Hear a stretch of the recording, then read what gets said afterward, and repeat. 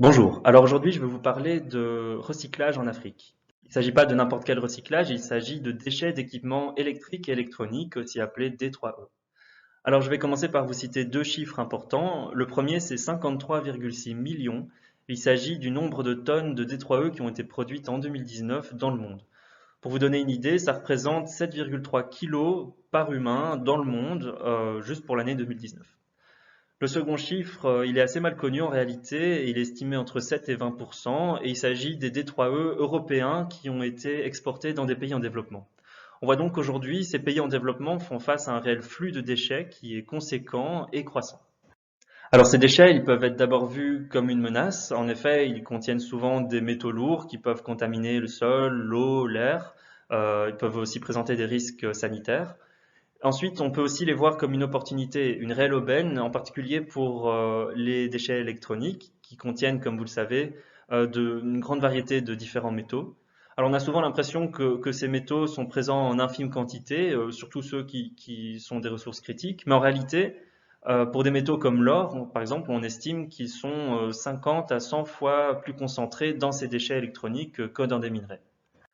Alors, d'où l'objectif de mon TFE, qui est de séparer non pas les métaux comme l'or, mais les métaux majeurs concentrés dans les déchets électroniques.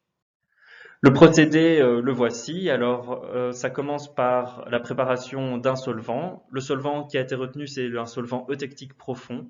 Donc, c'est un solvant à base d'additifs pour poulets, en fait, dans l'industrie agroalimentaire, donc abordable et pas cher. Dans ces solvants, on peut dissoudre des métaux broyés et ensuite les reprécipiter rien qu'en ajoutant de l'eau. Donc un procédé somme toute assez simple. Alors est-ce qu'il fonctionne ce procédé? Eh bien oui et non.